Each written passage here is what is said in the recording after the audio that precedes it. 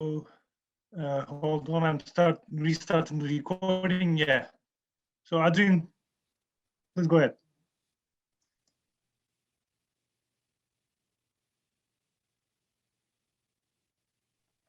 Adrian, you are muted. You are muted, Adrian. Adrian, you are muted. Okay. Yeah, I got it.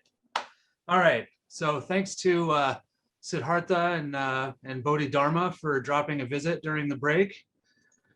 Very interesting conversation.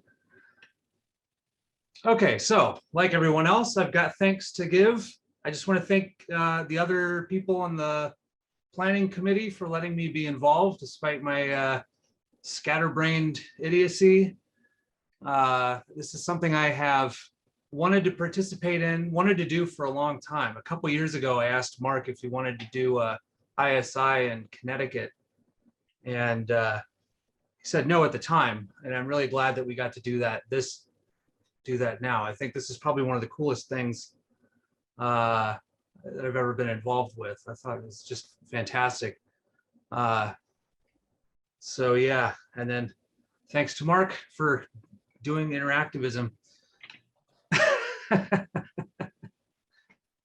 And okay. And if she's still here, I want to say hi to Hande. So I'm going to go full philosophy mode in terms of not having slides. For that, I apologize. All right, so my talk is called Communicating Interactivism, an introduction to the Library of Ecological and Interactivist Studies. Mostly, I'm going to be engaged in a kind of, meditation on some of the challenges in promoting interactivism among both radicals and the mainstream, and some stuff that's kind of not fully thought through. And if you have any comments about how to make it better, I'll be excited to see what you have to say. All right, so without overselling the point, the failure of interactivism and ecological psychology to establish a dialogue for their proponents to collaborate or influence one another in any lasting or meaningful way is one of the great intellectual tragedies of the last 50 years. I can only begin to imagine what might have come from collaboration between Mark Bickard and Bob Shaw. Bob Shaw is ecological psychology's great sage, whose work I feel is woefully underappreciated, even among ecological psychologists. Here we have two people working on very different problems, but still within a broadly overlapping framework, and with deep enough appreciation of fundamental physics and its mathematics that maybe, just maybe, they could have moved us closer synergistically to a mathematics with enough dynamics for the problems of life in mind. Or maybe not, I don't know. Maybe I'm just too idealistic. Ecological psychology is not alone here. Among the various radical psychologies on offer at the moment, interactive's influence is not non-existent, but it is still quite limited. For instance, we have seen considerably more engagement by the inactivists, some of whom have borrowed interactivism's technical language like recursive self-maintenance, and acknowledged that key components of the interactivist model deserve consideration, namely that far from equilibrium thermodynamics fit in somewhere. Terence Deacon's work on autogenesis is perhaps as much informed by interactivism as a concept can be without just being a project of interactivism. So there's, there is some interaction. I don't mean to oversell the point here.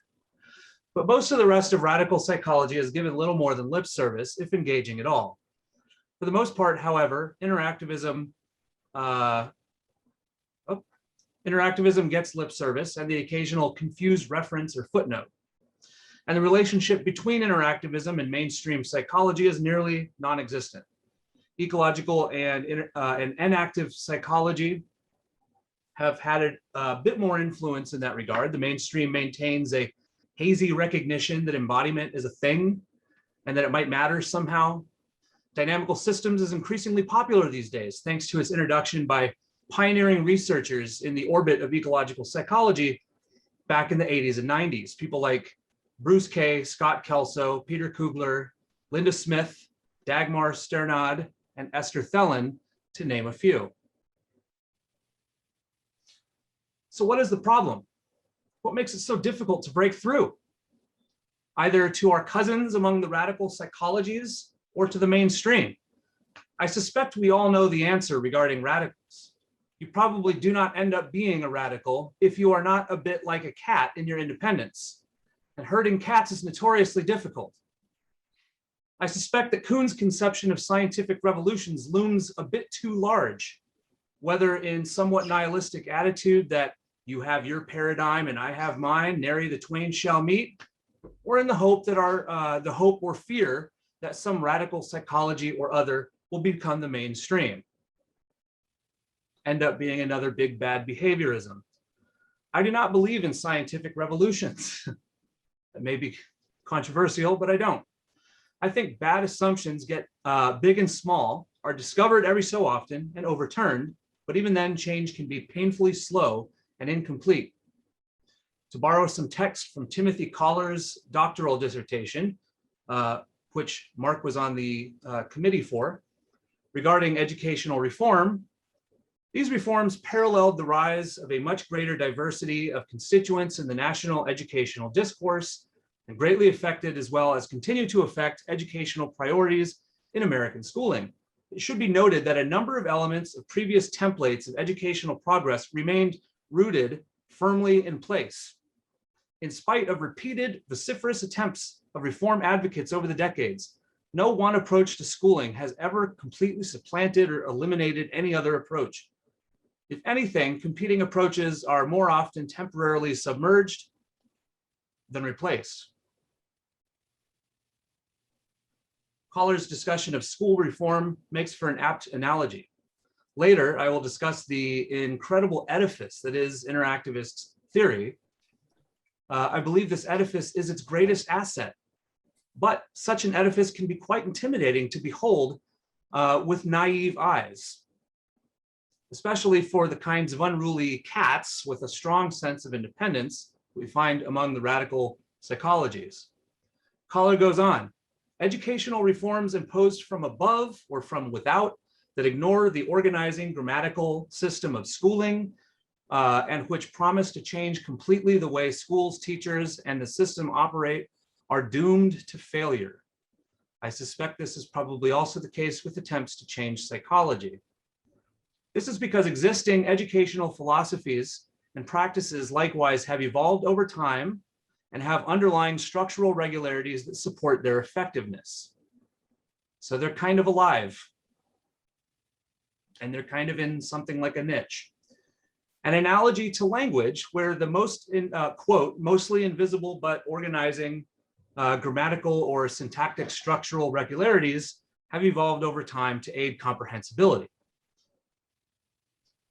Similarly, we might draw an analogy between learning a new theory and learning a new language, which is more than just memorizing vocabulary and learning grammar. It's learning a new culture. Thus, Collar suggests that the reforms, quote, that seem to make the most difference and last the longest are typically the ones that build outward from the inside of the system and fully recognize the controlling power of the grammar of schooling.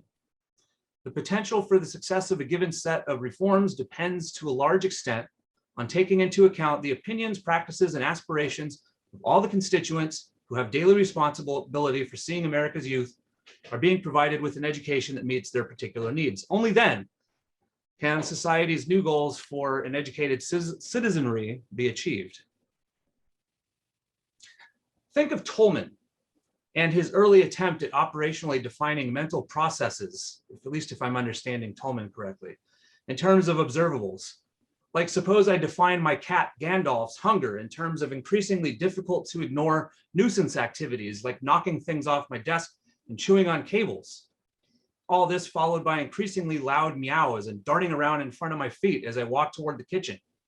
And suppose I would have to define my cat Ryoga's hunger as hiding from me and fleeing when I try to pet or snuggle him, scratching if I succeed in catching him, and again, increasingly loud meowing as I move closer to the kitchen.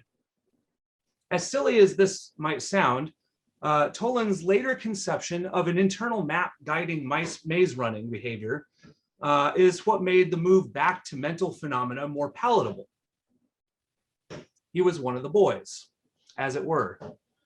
And behaviorism never really went away, as will be attested in my discussion later about psychology's philosophy of science.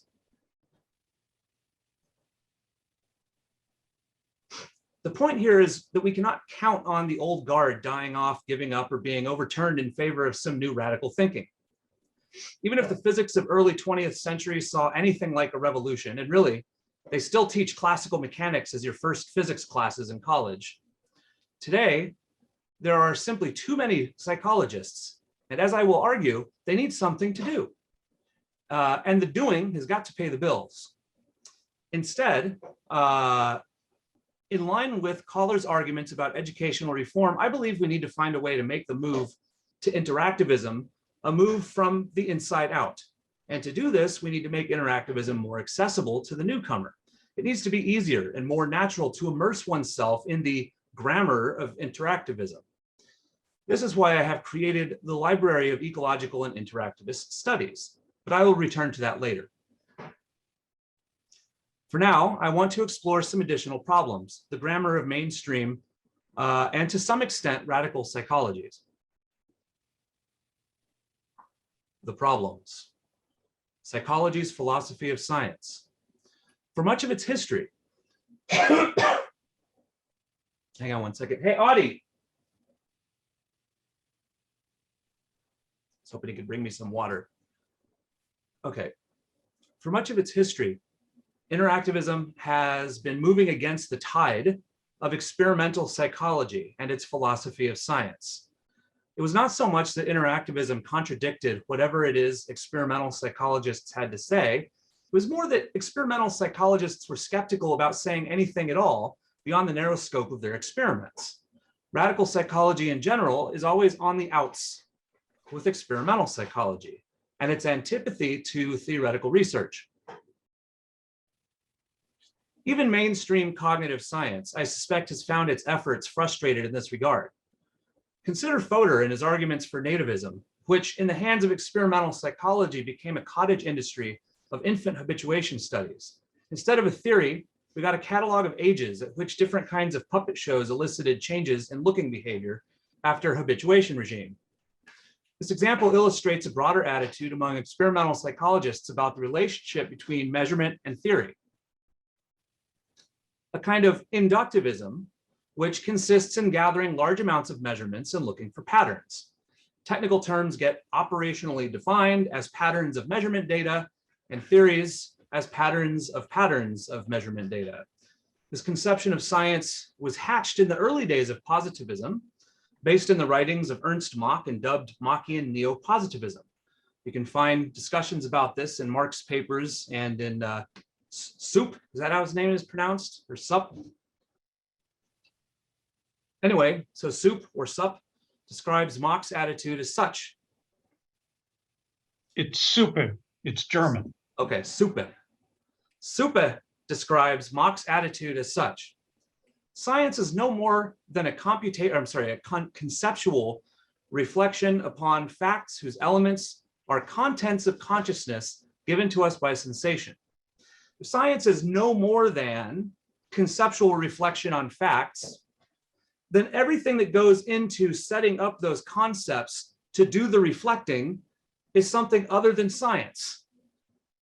This attitude is not unique to experimental psychology. Any eighth grader harboring a nascent scientism fueled by Neil deGrasse Tyson's podcasts would probably attest to the same belief. But experimental psychology has come to exemplify the attitude. The positivists themselves dismissed the idea not long after it was proposed, but apparently experimental psychology found the notes and ran wild with them. For instance, Dust Bowl empiricism. Man, I could use some water. Holy cow. Do you guys mind if I run and grab some water real quick? I'll just give 1 second. So sorry. 2 seconds. 2 seconds. I love it. Dust Bowl empiricism.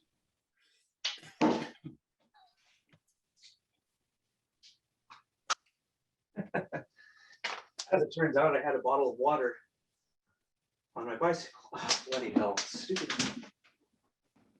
Okay. Fan got turned off. My apologies. Dust Bowl empiricism, that's right. Okay, so the foregoing attitude is a problem for numerous reasons, which Mark Bickert has cataloged extensively. You can see the citations in the paper when I put it up on the website. Even though inductivism is supposed by its proponents to eventually reveal a theory to the collective scientific consciousness, in practice, the measurement-centric attitude promotes nihilism, if not hostility about theory. Indeed, the attitude seems to be the less theory, the better. Theory is regarded almost as a necessary evil, at best useful for obtaining measurement data. But the same can be said for a metaphor, and psychology has many metaphors. Indeed, even theoretical psychologists have a habit of regarding their theories' technical terms as no more than metaphors. In the past, metaphors have been very transparent about what they are, but today it has become easier to hide metaphors in the language of computers and networks with an unearned veneer of ontology that vanishes upon inspection. Another strategy is to make analogy to chemistry's table of the elements with a list of, for instance, fundamental needs or personality traits. But unlike the principled processed manner in which chemistry gets its elements, these are determined by a combination of common sense, empirical history, and statistical factoring. There is no process of differentiation to answer questions like, why are there 5 traits? Why not 2 or 6 or 20 or 100 or 1,000,000? So theory, metaphor, and lists of terms all end up with the same epistemic status, instrumental means for ginning up measurements. But a theory has more content than can be accessed by measurement alone, and therefore more data than can be provided by measurements alone. For instance, theory A accounts for more phenomena than theory B. There's a data point. Or theory A is more general than theory B. Or theory A integrates the phenomena also explained by theory B and theory C. Or theory A avoids criticism K, but theory B does not. Or our favorite one here, theory A doesn't render emergence of phenomenon P impossible, but theory B does. And so on. But the measurement-centric conception of science renders all that data meaningless. And its proponents in experimental psychology have historically dismissed such data as having no value to science whatsoever. Consequently, theory itself gets sidelined because quote, it has no more to offer than anything else, and indeed, all the extra content can be misleading because it deals in spooky stuff like norms and metaphysics. Just the facts, ma'am. Experimental psychology's nihilism about theory has several ramifications for the science itself, which I will discuss later. But it should be apparent at this point what its role has been in limiting the influence of interactivism and its fellow radical psychologies. A measurement-centric worldview has no place for theoretical research, much less ontological or metaphysical research. It cannot even make sense of the multiple layers of both negative and positive structure, constraint, and ontology on offer by interactivist theory. This is akin to the flatlanders looking at the two-dimensional intersection of a cube passing through the flatland plane.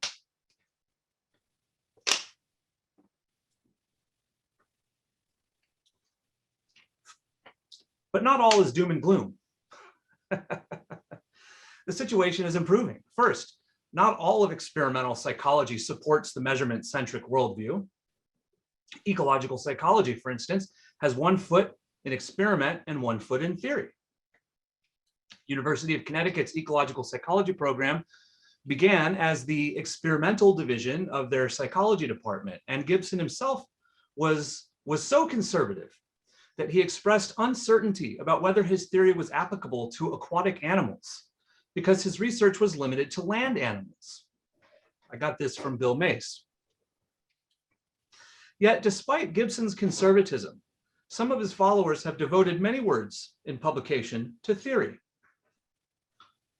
Though admittedly, I have encountered instrumentalist attitudes among some ecological psychologists. Second, theory has been given much more room to breathe in the last decade or so. Mark once quipped that there was a time when you could not say 2 + 2 = 4 without somebody asking, where is your data? Interesting to note, even social media culture is more insightful than that. With the recent controversy on Twitter about cultural approaches to mathematics and the question of whether 2 + 2 = 4 is as unproblematically and universally true as is often assumed. Instead of where is your data, people are asking, what are your assumptions? Recognizing the theory. But these days, dynamical and computational modeling is much more common, especially in neuroscience. And the modelers themselves have been much more vocal about the need to do more theory. So we have people like Olivia Guest, Danielle Navarro, so DeVezer, sorry, I don't know how to pronounce her name. Anyway, there's a bunch of people, mathematical psychologists, modelers, and they've been writing a lot of very good papers about things like why maybe we should be doing a little bit of theory before we focus too much on replications and registering our experiments and that kind of stuff, so that we know what it is that we're trying to replicate in the first place. At any rate, doables, oh yeah, where am I? So perhaps psychology is in for a sea change, or possibly it's in for a new dust bowl, but with mathematical models in addition to the measuring sticks. Time can only tell. Okay, next section, doables that bring home the bacon. Why has the measurement-centric worldview been so popular? Part of it has to do with a cultural narrative about what makes an idea scientific and another pseudoscientific or religious or philosophical and so on. Science backs up its claims with data, concrete objective measurements of the real world, like ratings on a Likert scale. Objective measurements of the real world. For instance, like ratings on a Likert scale regarding an imaginary person's interpersonal warmth after reading a description of them with almost no content. You know, the hard stuff. Or maybe estimates of distance while wearing a light. Sorry, let me try this one more time. Or maybe estimates of distance made while wearing a light or heavy backpack for a walk you have not yet been on. The real science, so it goes, is the measurements. And if that is the case, then what is theory for if it's not generating measurements? This last question gets right to the issue. For much of psychology, measurements are easy to get, as long as all you look for are classical cause and effect relationships, bonus for complicated interactions and mediators. In recent times, researchers have drawn upon methods from statistical physics, dynamical systems, and computational modeling, none of which requires all that much theoretical content, but they lend themselves to more theoretically oriented research, ecological psychology being a key example.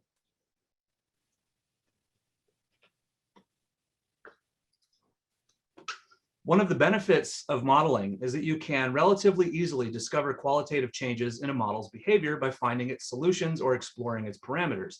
Till Frank, for instance, he's a professor at UConn in the ecological psychology program, a synergeticist, has had incredible success modeling any number of perception action, psychopathological, and all kinds of other random stuff with different solutions of the Fokker-Planck equations. But beyond modeling hysteresis and bifurcation, making the move from theoretical to empirical hypotheses can be incredibly difficult. And I mean deep theoretical, not just changes of the parameter. Theory is cheap. And with something like, or sorry, I've skipped. But beyond modeling hysteresis, I said that, the situation is opposite for fundamental physics. Theory is cheap. And with something like string theory, with many people working on it, so much structure already exists that finding a small workable problem is easy. Turning any of that theory into experiment is an entirely different problem. Not to mention the literal cost of getting the needed measurements. Smashing particles is not cheap. This latter example illustrates that narrative or no narrative, most scientists pursue whatever activity is most readily available to them. They want the doables that bring home the bacon. Interactivism's situation is similar to that of fundamental physics. So much structure already exists that theoretical research almost just falls out of it. Empirical research, on the other hand, not quite as easy. What does empirical research look like in the world of interactivism? One example is Jed Allen's research, which he talked about earlier, on the development of second-level knowing and reflection. His research is a straightforward test of a major pillar of the interactivist model, which has something to say about how the child's knowledge changes as the child's brain develops. But interactivism might be able to shed new light on old phenomena, and the research need not be specifically interactivist. Take the priming paradigms used by psychologists to study the topological structure of knowledge. Of course, they don't put it that way, but that's basically what they're doing. Usually conceived of in terms of the accessibility of knowledge given already accessed knowledge. Priming paradigms are used by cognitive and social psychologists alike.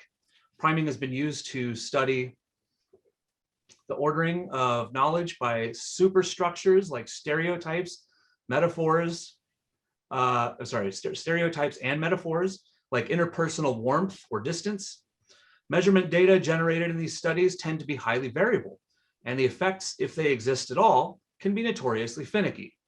The same priming procedure can work wonderfully in one lab, but move to another lab at a different school and you get nothing. In general, the effects are small and fail to attain for all participants in a sample, sometimes even going in the wrong direction. The so-called replicability crisis got its start with the failure to replicate some of these studies. Priming paradigms for more simple structure, you're probably going to be surprised where I'm going with this, by the way. Priming paradigms for more simple structure, like the relationships between concepts like doctor, nurse, and Cookie Monster, are a lot more reliable. If you saw a doctor and then either a nurse or the Cookie Monster, you would probably recognize the nurse as the nurse faster than you would the Cookie Monster. Oh, I see what I was trying to say. You would recognize the nurse as a nurse faster than you would recognize the Cookie Monster as the Cookie Monster. Perhaps the problem is not so much complexity as it is the underlying topology, which governs relations of closeness. Priming is often conceptualized in terms of spreading activation, which assumes a topology with very few parameters. The idea is that you have a network of representations, and whenever one of them is activated, the activation spreads to nearby nodes, activating those, and so on until the activation dissipates. Presumably, nearer representations are separated by links that are either shorter or have greater bandwidth or whatever. The parameters are strength of activation, stronger activation spreads further, in effect shortening the distance between nodes, and whatever it is that changes the activation independent distances. Kitty, you need to get out of here.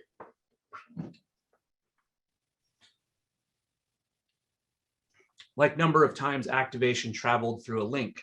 So Hebbian learning, basically.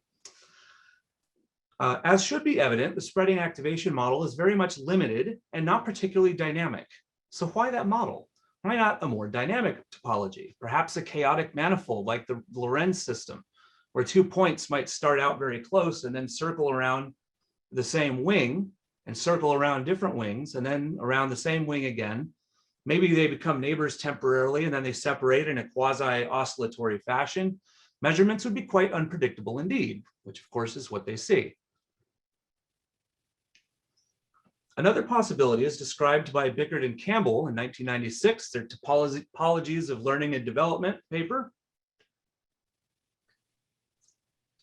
Interactivism has a concept of microgenesis, a process of setup and ongoing preparation for the flow of interactions to come.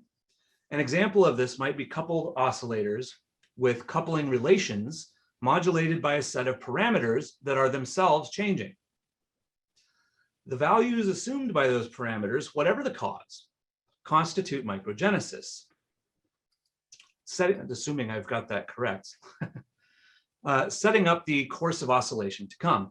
A given interaction may overlap to some degree with another in its microgenesis as when the same parameters modulate several different sets of coupled oscillators. In this case, the interaction's microgenesis fully sets up the interaction and partially sets up the others. The more overlap, the less partial the setup. The less overlap, the more partial, if not none at all. Overlap then defines the relations of closeness. Those interactions with more overlap are closer than those with less. If microgenesis crosses 2 or more timescales, as with the parameters that change at different rates, then the lower frequencies act as a context in which the higher frequencies change. The high frequency processes then might assume entirely different sets of parameters for different phases of the lower frequency processes. The lower frequency changes. In effect, this would mean that interactions that are close during some phases end up being distant in others. The more scales involved, the greater the variability. Here we can bring back complexity. The relationships between what we know about, say, thermal and interpersonal warmth may be of higher dimensionality than the relationships between what we know about hospitals and Sesame Street. Of course, it would be good to explain why that is. Even without candidate mathematical models, it would not be impossible to test some basic hypotheses about these topologies. But with candidate models, it would be possible to discover phenomena hidden in the math and look for those in the real phenomena. An example of this, of course, is discovering black holes in the mathematics of relativity theory. Ecological psychology.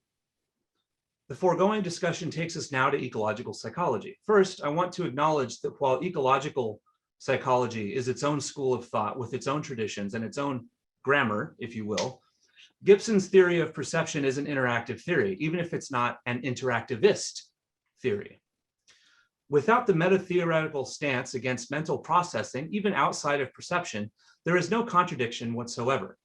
Anti-representationalism, especially anti-encodingism, is perfectly appropriate for the study of perception. And I would argue that ecological psychology is no more and no less than a theory of perception, or technically perception action.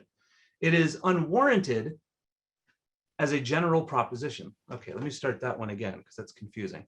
Anti-representationalism is warranted when you're talking about perception, but not so much warranted when you extend it beyond that. That's what I'm trying to say here. At best, no representations is a constraint that motivates creative problem solving. So it's not as if it's completely useless, but I do believe that we have, I do not believe that we have any in principle reason to reject representation, or better yet, representing in general, except for, of course, encodingism. Consider the perceiving acting organism embedded in an ecosystem, which includes primary layout and a secondary energy fields given spatiotemporal structure by the primary layout. Okay, so the layout structures the secondary energy fields. We're talking about light, we're talking about sound pressure waves, chemical diffusion fields, and so on. The weakest statement describing this structure, because some people want mutual entailment and these kinds of things, but I'm going to go with a weaker statement. The weakest statement describing the structure as specific to the layout is that the structure and the object are correlated.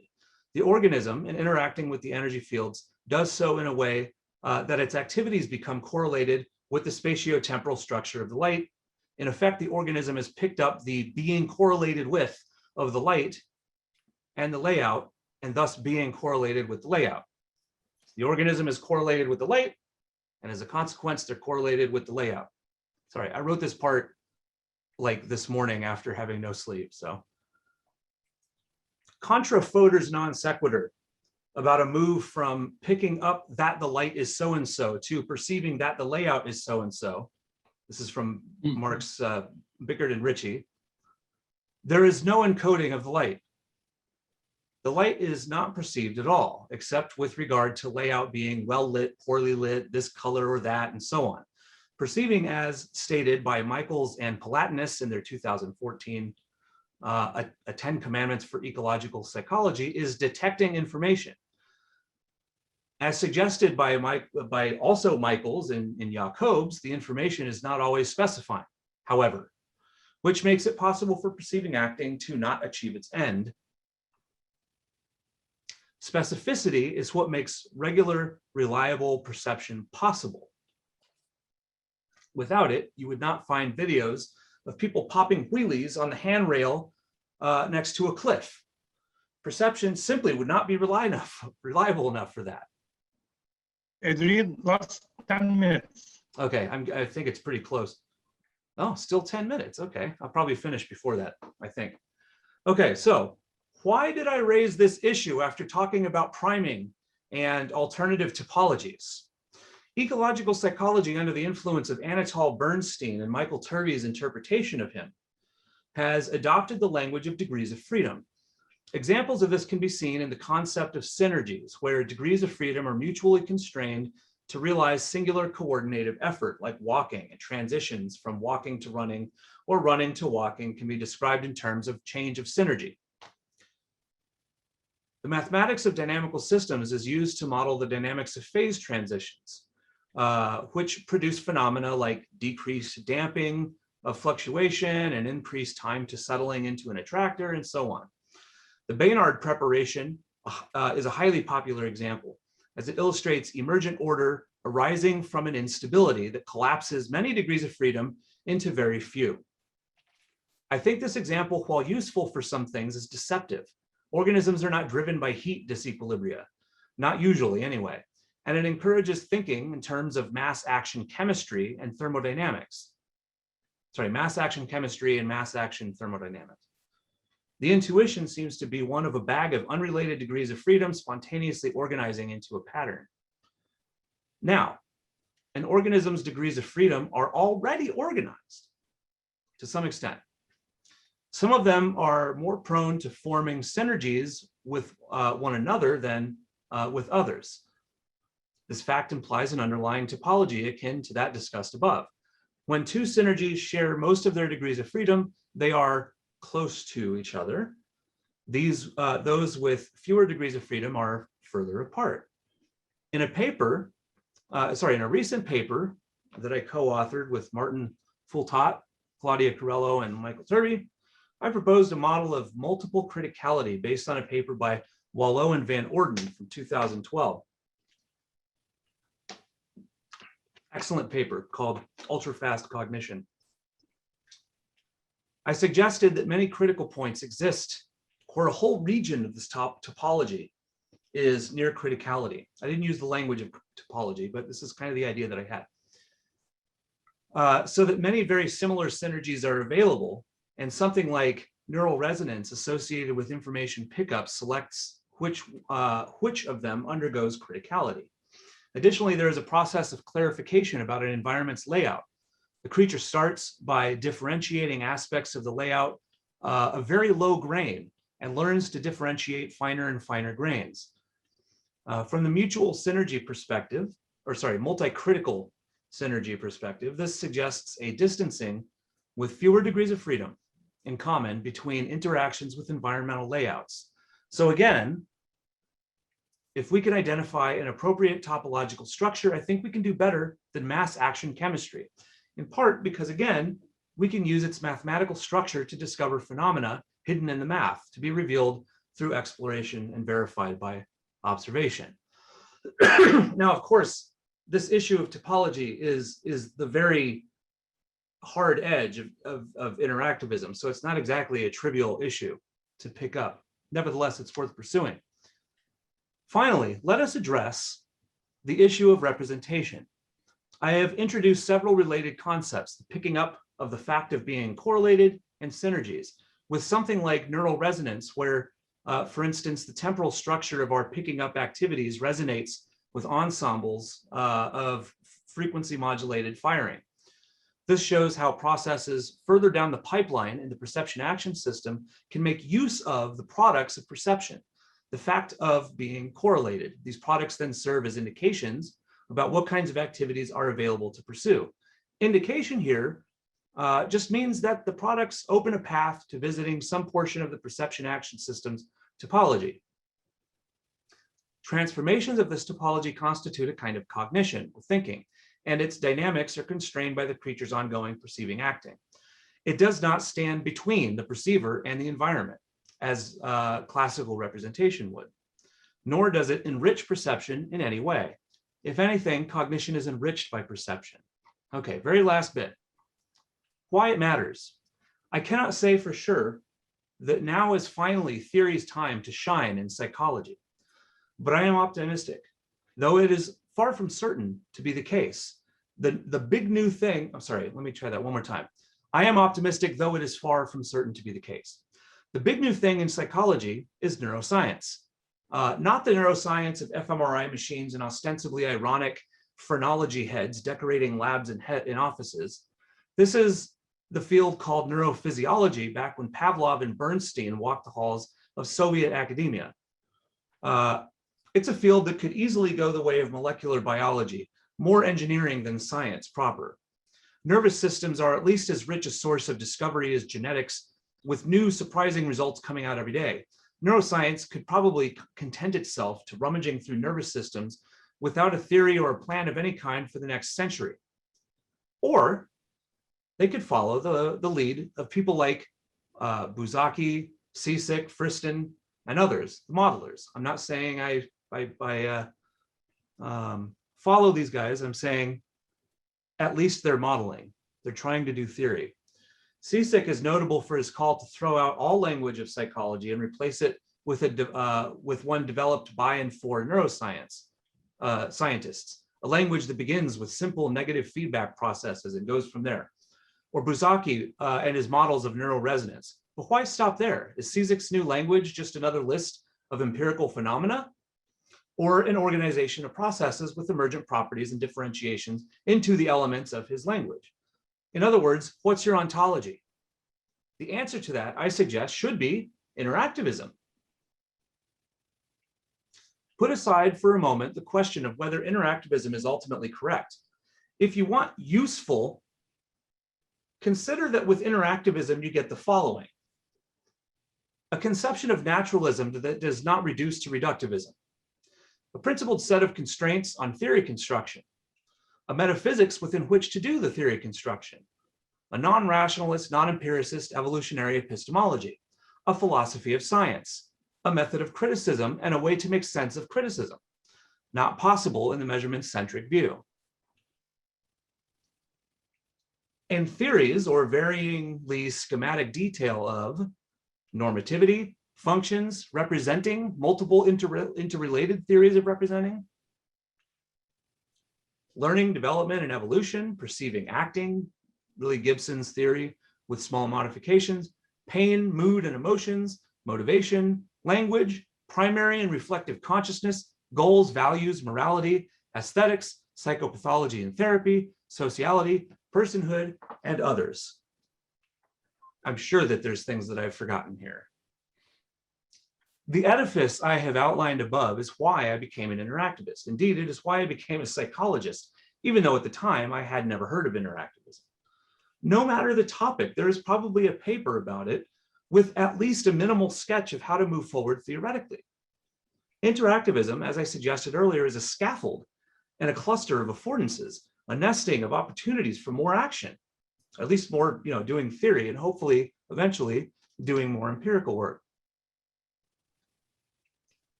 This is why I believe that of all the radical psychology on the table right now, interactivism is the only one that even comes close to being not just a real theory, but a whole paradigm.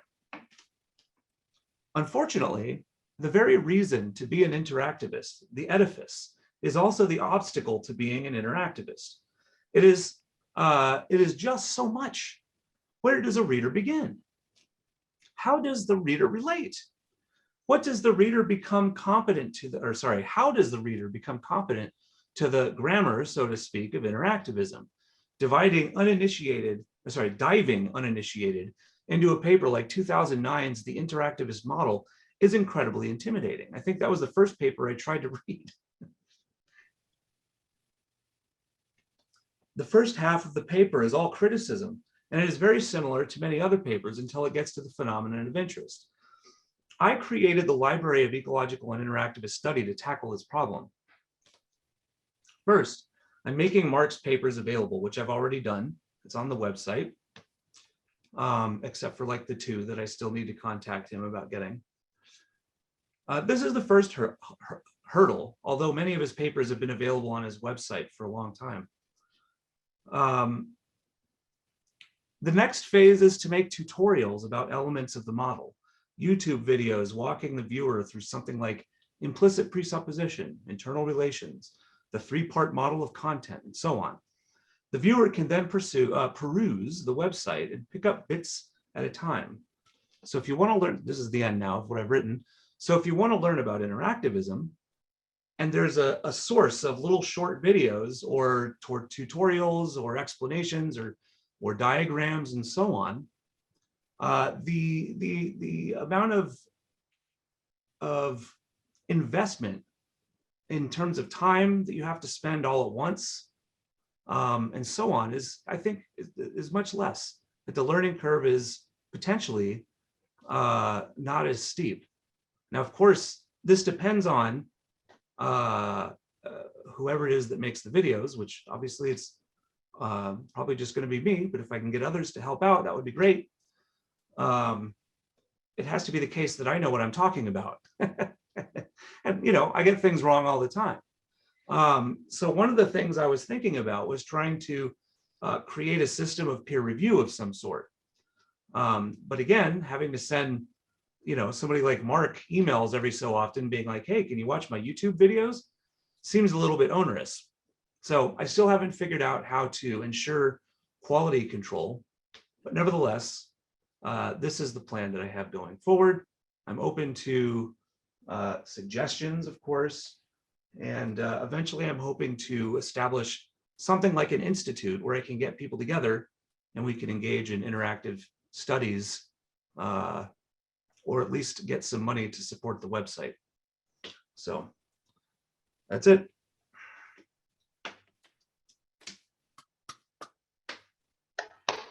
Thank you, Adrian. Any comments, questions, suggestions? Mark.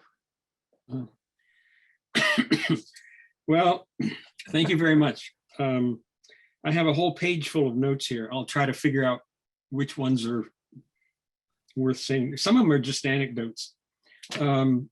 First anecdote, I don't know how long ago it was, maybe 15 years or so. I was at Connecticut. And after I gave my talk, Turvey came up to me. He probably doesn't remember this. He said, it's really too bad we didn't meet 20 years ago. Ah. So, I mean, that's just a sense that he too had this sense of kinship. I wanted to also emphasize your point about inductivism in psychology. And inductivism, empiricist inductivism, seeing science as just the discernment of patterns of data, screws up science in all kinds of ways. But as you were pointing out, it screws up theory. It completely misconceptualizes what theory is. And it's more acceptable nowadays to use the word theory in psychological publications, but most of the time they use the word in a wrong way. They still misuse the word, even though it's more acceptable to use it. Another anecdote. I knew I was doing a theoretical dissertation, and I knew that theoretical dissertations were absent. They didn't exist in psychology at the time. So I spent literally years trying to choose my dissertation committee to find people who might be amenable to doing a theoretical dissertation. And, you know, most people were bad choices. So I didn't choose them. There was one guy from Stanford, young faculty member, who was doing mathematical psychology. And I thought, oh, well, mathematical psychology, well, of course, he would be appropriate. So I asked him to be on the dissertation committee, and he said, fine.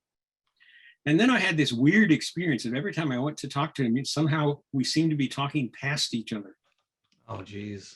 And then finally on a Friday, my dissertation orals were Monday. I went to talk to him the last time, and I finally figured out, yeah, this guy was a mathematical psychologist, but he was a Stanford mathematical psychologist in the sense of a purely empiricist Markov matrices model of the patterns in the data. So it was pure naive empiricism. The only thing mathematical about it was that they were using Markov matrices to capture data patterns. Yeah. It freaked me out. I went running down to Carol Feldman, who was on my committee. Most of you probably never heard of her. You may have heard of her. She later became Jerome Bruner's wife and continued her publication career to some extent. But anyway, I went running down to her and said, what am I going to do? This guy's a stone cold empiricist. And she says, well, don't worry about it. Just leave it up to me. And then there's a further, well, okay, I'll tell you. She pulled this neat trick. She didn't tell me what she was going to do. So I get in there on Monday. She had conferred with the rest of my committee. And so they set up the seating so that we were done in a circle. And the circle was seated so that there was my dissertation chair, there was the whole rest of the committee, and then there was this guy. So my dissertation chair starts out by saying, well, I will just assume everybody's read it, so we won't have Mark, summarize it and so on and so on and so on. We'll all ask questions. Starting on my left and going one by one, which meant that this guy was going to be last. So my entire committee starts attacking me. Oh, geez. They start attacking me for not being empirically falsifiable, which of course it was. And so I was, reacting against this. On and on and on and on. And people were saying, well, it doesn't have to be empirically verifiable in order to be useful. I mean, even theories, and they would mention some that were discovered to have internal logical contradictions turned out to be useful in various ways, and so on and so on. And I said, yeah, but that's not true about what I'm proposing. And so anyway, by the time they got to this guy, they had completely undercut any empiricist criticism he could have made to what I was proposing to do. This was the preliminary orals. And when they finally got to him, he just said, no questions. So anyway, there's a story about A, the empiricism, and B, the potential perils and being rescued from empiricism consequences. You use the word edifice a few times. In some ways, I think that's appropriate, but in other ways, it has connotations that are problematic. It's not finished, number one, and probably never can or will be. And number two, I'm still learning it. I've mentioned before, my first book outline I spent months on, and then discovered that the book outline presupposed encoding models. And I've gotten better at sniffing out encoding presuppositions since then. But, occasionally I still discover something that I've sort of accepted as likely the case. And then I realize, oh, wait a minute. No, it couldn't be the case because it involves this kind of circularity in it, or begging the question, and encoding, begging the question. Let's see. I wanted to elaborate a little bit further on the point about the non sequitur in Fodor and Polyshen's criticism of Gibson. It actually occurs in one single sentence. And I quote it in my Gibson book. I don't have the quote here, but the basic non sequitur goes as follows. Picking up the information in the light can only be done by picking up that the light is so-and-so. This is all in one sentence, maybe two, I don't remember exactly, but I mean, it's just right there. It's a total non sequitur. It assumes that the only way to pick up the information in the light is to encode the features of the light. And then they go on with the rest of their criticism. It's doubly weird, not only because it's a non sequitur that's located in such a small space, but it's also doubly weird because in other places in the Fodor and Polyshen critique, they evidence awareness of the fact that you can be in a state of correlation without realizing, or without realizing what's on the other end of the correlation, and so on and so on. So they got all the pieces to recognize that this is a non sequitur, and still they commit the non sequitur and go on with it. So if information, in fact, is correlation, that shows that it's a non sequitur, because as Adrian pointed out, if you attain the state of being correlated with the light, you thereby attain the state of being correlated with whatever the light is correlated with, namely the layout and the affordances and so on. Oh, a small piece of caution. I don't know if this is still true, but in Gibson's own writing, he makes a special distinction for the layout. The layout is not constituted as affordances. It provides the affordances. And I think this is a small but occasionally important problem in Gibson. My comment was he should have read Piaget or somebody else, that even the layout is constituted in further perceptual interaction affordances or something like that. So you don't have a layout representation upon which is based affordances. And I don't see ecological psychologists talking that way nowadays, but they need to be careful because Gibson did talk that way. Yeah, I stuck with layout because that was the language that was in that little section in your book. Yeah, Actually, initially when I was writing it, I was writing, object of interaction. yeah. A further example of the inductivism. Robert and I published a criticism of Kurt Fischer, or several criticisms of Kurt Fischer in our '86 book. And Fischer was a major participant in the Piaget Society at the time. And I tried to talk to him about this more than once. And he just did not like being criticized at all. And in psychology, criticism was just bad manners, unless it was criticism of methodology. But theoretical criticism, just bad manners. There's no ground for it. And Fischer's response to me at one point was, why are you doing this? There's lots of work for all of us. And the clear presupposition is the dust bowl empiricist presupposition. We can all be busy doing our little collections of data, which will then stitch together into collections of data. And that's what theory is on this neo-Machian conception. So I thought that was a very illustrative interchange. Fischer, incidentally, lately came to, I don't think appreciate all of this, but he lately came to appreciate a little better the interactivist model. Fischer? Kurt Fischer. As in the neo-Piagetian Kurt Fischer. Oh, right. He's retired quite a while ago, so he's not active nowadays. Last is just a trivial question, but I'm just curious. How did you ever come across Tim Coller? Jed. Ah, okay. It was because for a while I wanted to focus on educational psychology. I thought maybe because I had worked at a high school, I could use that as my selling point for taking me into a grad program after having quit the grad program at Lehigh. So I was looking into that, and Jed was like, oh, that was a dissertation, and he sent it to me. Okay. End of questions or comments for now. Did you find any problems with the way I characterized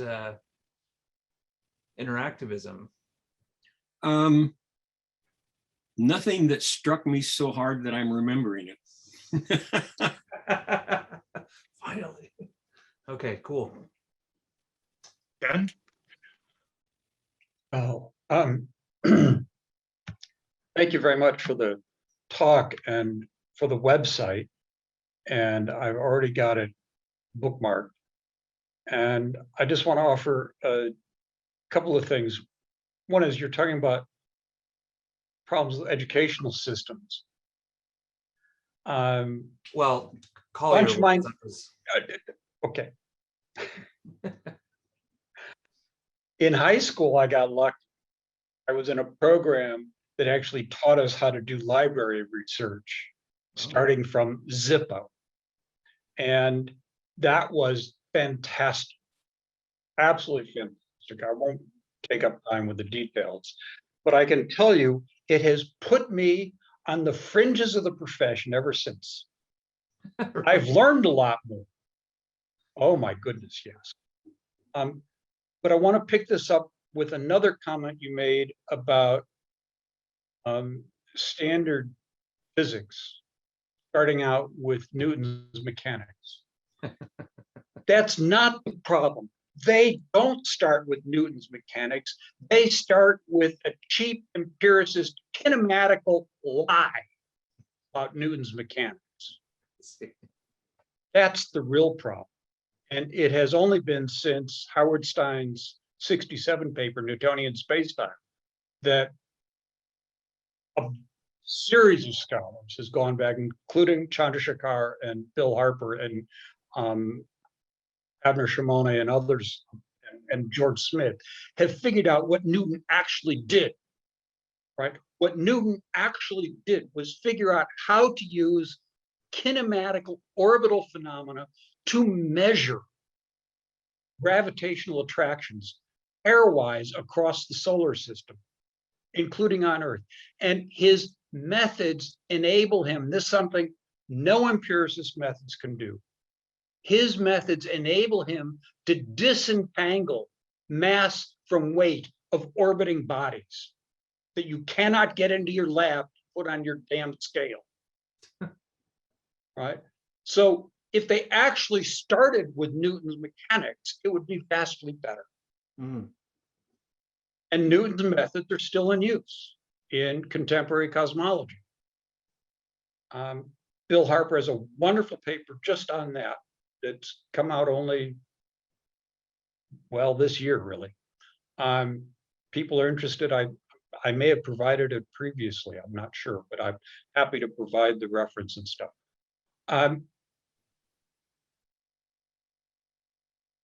The other point I wanted to note on the photopollution fallacy about light, the first one to point that out against Hume was Thomas Reid in the 1761 book on Principles of Common Sense. Crystal clear about how we're perceiving objects in our environs, and we're not aware of the light. We're not, well, except painters. Painters can be, but they've got to be trained. But what colors objects have, what colors they appear to us to have, they're distinct. And that we're not aware of any impressions on our sensory receptors. And for that matter, we're not, except at most fleetingly aware of any sensory qualities. Right? We're aware of our environs. Right. Thomas Reid is crystal clear about this, 1761. And Hume is honest enough to recognize that Reid has genuinely and deeply challenged his empiricism. I'll stop there, but I'm grateful for your overview of the interactivism, and I'm delighted to be still at this conference. And Mark, bravo. Oh, interesting note about the light thing. So Turvey and Corello did an experiment. It was inspired by this guy named Zients. Inspired by what? This guy named Zients. I don't remember his first name. He's Okay. Yeah, Zajonc. Yeah, not the social psychologist. It's like okay. some kind of sort of a crackpot, really. But he had this interesting idea for an experiment. Basically, what they did is they made a box that they insulated with black fluffy material, so that it would absorb any light that you shined into it, and they shined a light into it, you know, and they showed that you can't see anything until you like insert a piece of metal and the light reflects off of it. That you don't see light. And of course, they were doing experiments with like cigar smoke, like blowing cigar smoke into the thing. They're like, oh man, they're having too much fun. They thought they were going to get a Nature paper out of that, but I'm not sure that they have actually found anybody that would publish it. So, which is too bad. Justin Frosten is still getting Nature papers out of it, just not in Nature. He thinks that experiment is fantastic. It's completely wrong, but. All right, Robble Dobble. Robert? Yeah, thanks. Yeah, I wanted to kind of focus on this. Well, essentially what you pressed here is this is the need to pay attention to the sociological aspects of Yes. of interactivism, and it is. I think it's worthwhile to notice the difference with Interactivism and how they have been really socially active and how they were, how they kind of turned the whole thing into a much wider and well-known phenomenon and theory. And even though, I mean, I think all of us who know Interactivism enough see that it is in most of the respects superior to Interactivism, or at least more developed and coherent, right? So yeah, I mean, this is something that I just wanted to maybe discuss more, like how yeah to make it. You know, obviously it requires some raw marketing style talking and spreading the word, so to speak. I mean, the thing though is like I feel like the like you don't want to get a lot of people on board before they're educated about it.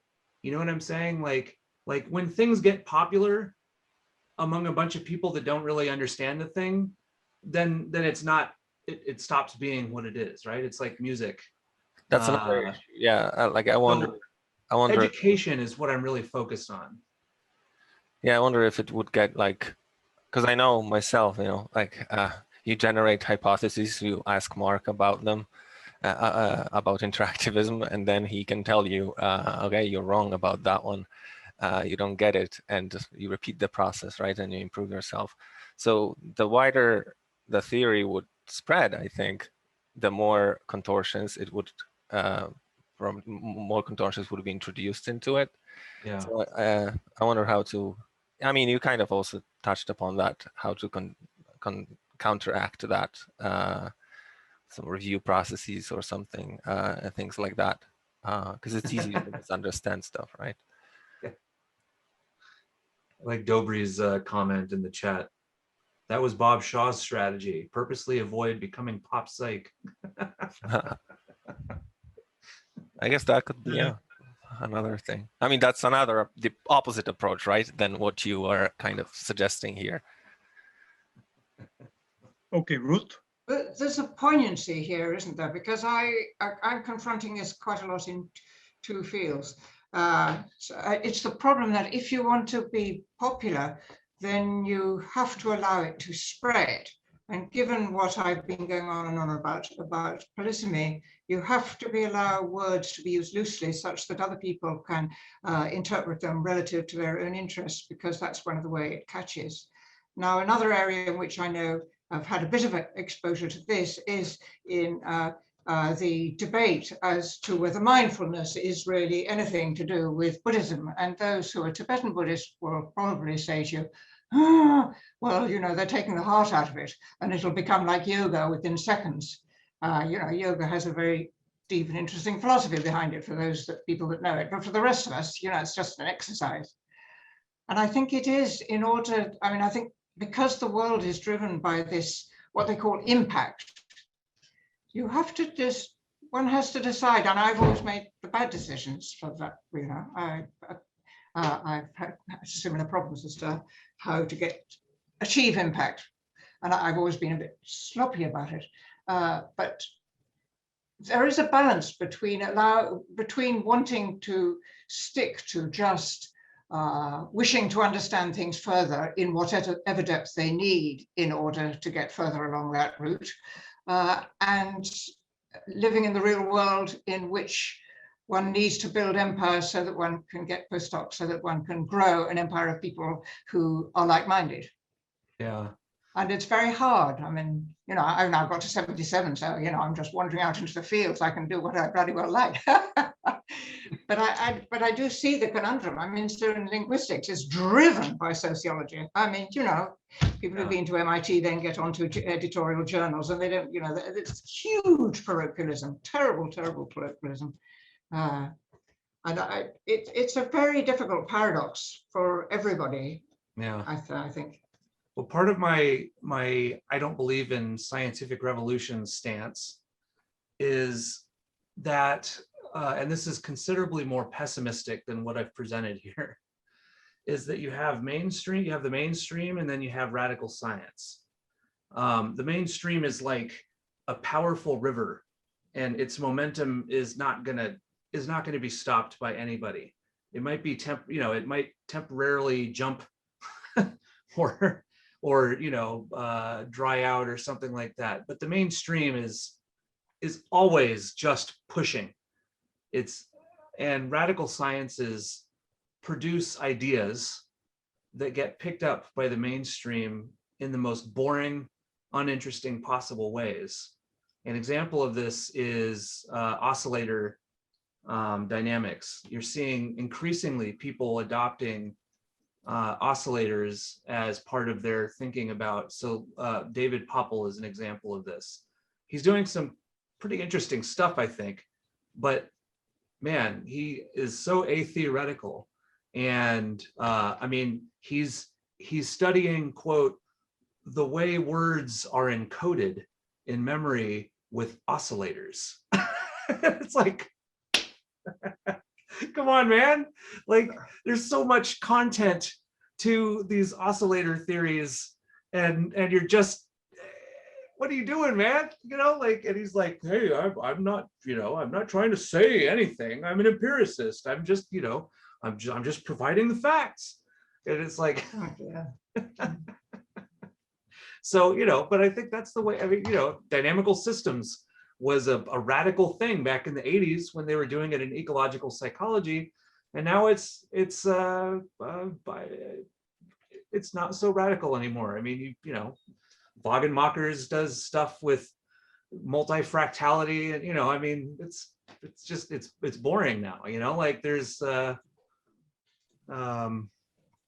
it's been what is the word called, you know, they've gotten their bifurcations and hysteresis and attractors, and now it's time to collect more data.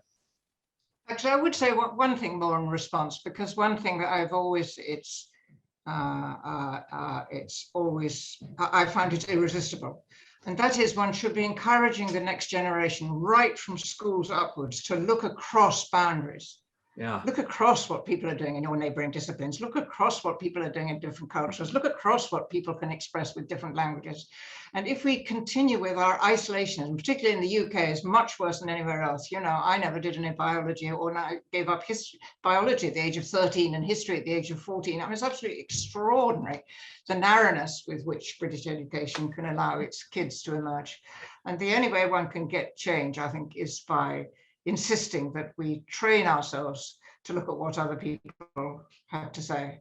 Yeah. I mean, this is the kind of pleasure of coming here. You know, I've read some Marx stuff way back a bit, but then, you know, I go ahead and I do my thing as a linguist. But that's ridiculous.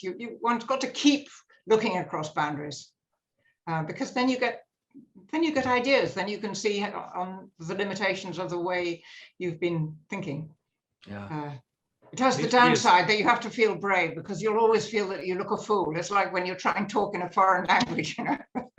Yeah, there's got to be space for the old school generalist, you know, the foyers of the world. I'm not sure that that's the inevitable consequence, but Okay.